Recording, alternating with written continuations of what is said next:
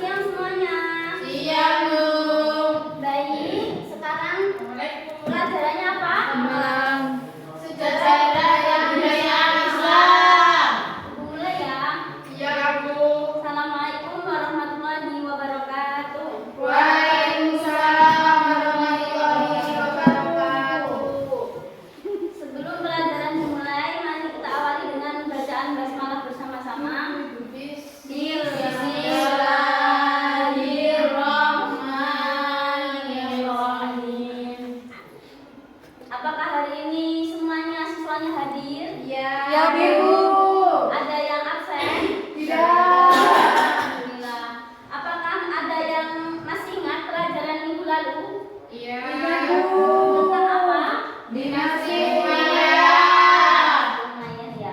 Dinasti Umayyah itu adalah pemerintahan Islam kedua setelah Khulafaur Rasyidin. Baik, minta dibukakan slide kedua PPT-nya. Minta dibacakan Mbak Putri, minta tolong. Perkembangan peradaban Islam pada masa Daulah Umayyah.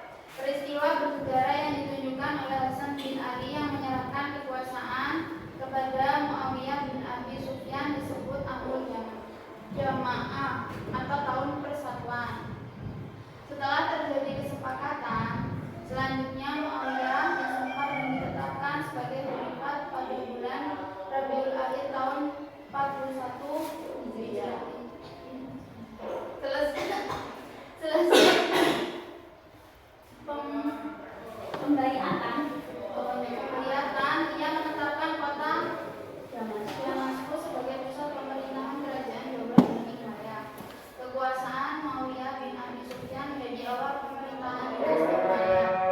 Dinasti Umayyah memiliki 14 khalifah dan memerintah selama 29 tahun. baik. Pertama kali dinasti Umayyah itu diawali dengan ketika Hasan bin Ali menyerahkan kekuasaan kepada Muawiyah bin Abi Sufyan.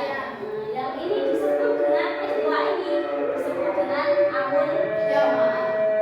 Jadi pertama kali ini adalah sebagai tanda bahwa dinasti Umayyah itu. Selanjutnya Muawiyah disumpah dan ditetapkan sebagai khalifah pada bulan Rabiul Akhir pada tahun 41 Hijriah. Setelah ada kesepakatan antara Hasan bin Ali dan Muawiyah disumpah jabatan yaitu di Damaskus, pusat kerajaan Bani Umayyah pada tahun 41 Hijriah. Kekuasaan Muawiyah bin Abi Sufyan menjadi awal pemerintahan dinasti Umayyah. Dinasti Umayyah memiliki 14 khalifah dan memerintah selama kurun waktu 90 tahun. Bisa selanjutnya Mbak.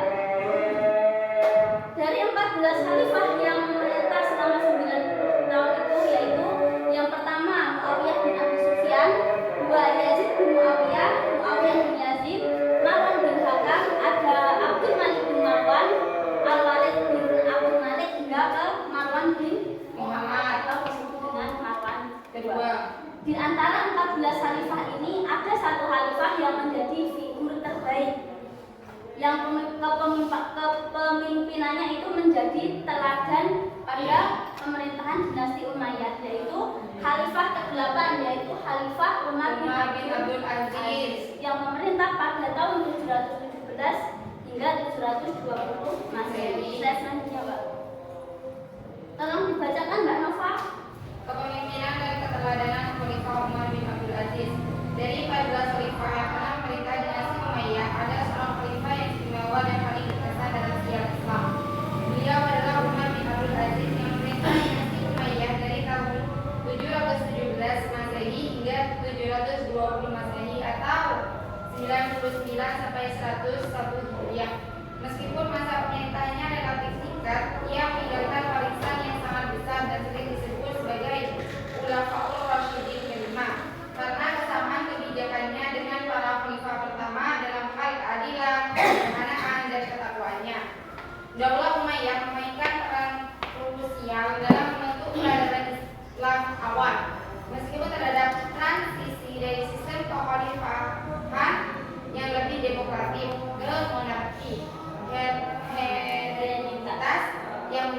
konflik. Periode ini merupakan masa penting dalam konsolidasi kekuasaan Islam, ekspansi geografis yang belum pernah terjadi sebelumnya, dan peletakan dasar-dasar peradaban Islam yang kemudian akan berkembang pesat di masa-masa berikutnya. Ya, baik. Jadi ada pemerintahan Umar bin Abdul Aziz ini merupakan sebuah kepemimpinan yang sangat istimewa pada pemerintahan dinasti Umayyah. Beliau adalah Umar bin Abdul Aziz, yaitu seorang khalifah yang memerintah pada tahun 717 hingga 720 Masehi.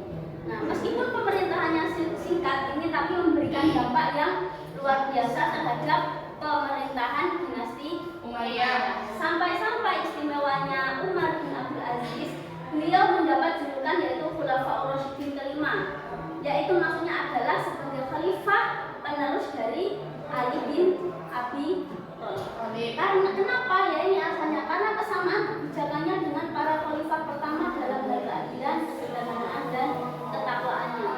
Jadi kebanyakan khalifah pada dinasti Umayyah itu cenderung berlebihan dalam hal harta. Berbeda dengan Khalifah Umar bin Abdul Aziz, beliau sangat sederhana dan rilai terhadap harta dunia.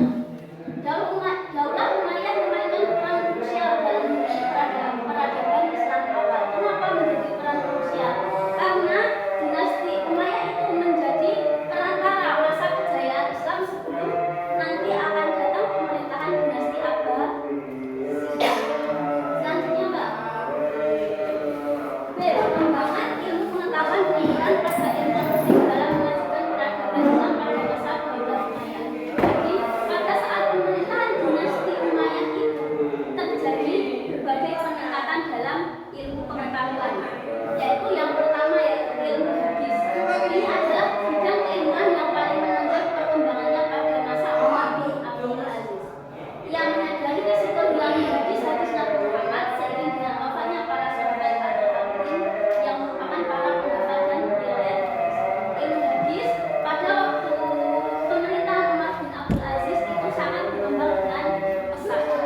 Dan kenapa berkembang dengan pesat? Karena khalifah menyadari kalau tidak ada penulisan ulang hadis Nabi, pembukuan hadis Nabi, khalifah sangat menakutkan apabila nanti akan ada hilangnya hadis Nabi seiring dengan wafatnya para sahabat dan para tabi'in.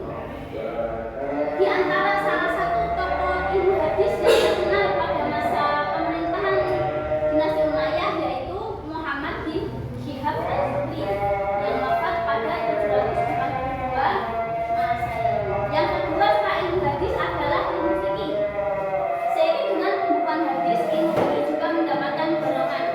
Hadis merupakan salah satu sumber utama hukum Islam. Dengan adanya hadis yang banyak kumpul, para ulama fikih memiliki landasan yang lebih kuat untuk merumuskan hukum syariat. Selain ilmu hadis juga berkembang ilmu fikih. Nah, karena hadis adalah salah satu sumber utama hukum Islam setelah Al-Quran. Nah, karena dengan pembukuannya hadis yang telah terkumpul, maka para ulama pun juga berkesepakatan untuk merangkum juga ilmu hukum Islam yang berlandaskan pada Al-Quran juga Al-Quran. Salah satu di antara ulama ahli ilmu fikih yang terkenal pada masa Daulah Umayyah yaitu yang pertama Imam Abu Hanifah, yaitu yang terkenal dengan pendiri mazhab Hanafi, yang termasuk imam mazhab 4 ya. Yang termasuk imam mazhab 4 yaitu apa? Yang kedua itu juga termasuk imam mazhab 4 yaitu Imam Malik bin Anas, yaitu pendiri mazhab Maliki yang paling banyak berkembang di Madinah dan Afrika Utara. Kitabnya Imam Malik ini sangat terkenal yaitu kitab Al-Muwatta, yang keseluruhan kitab itu membahas tentang ilmu fikih. Selanjutnya, Mbak. Nomor 3 bisa dibacakan, Mbak Fitri.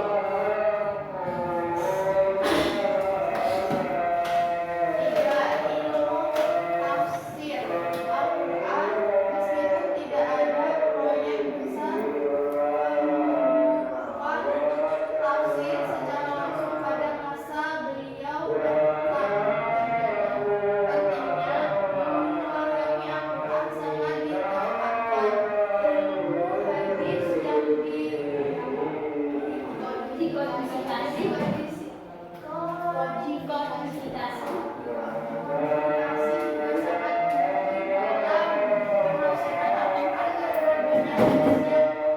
menjelaskan makna ayat-ayat tersebut. Yaitu tokoh yang pertama itu adalah Abdullah bin Abdullah bin Abbas, salah satu sahabat Nabi salah satu sahabat Nabi yang dijuluki Turjumanul Quran atau penerjemah Al-Quran karena pemahamannya yang mendalam. ya saya yang teruskan ya. Yang ketiga yaitu ilmu tafsir Al-Quran. Yang pertama ilmu hadis, kedua ilmu fikih, yang ketiga yang pertama adalah ilmu tafsir Al-Quran.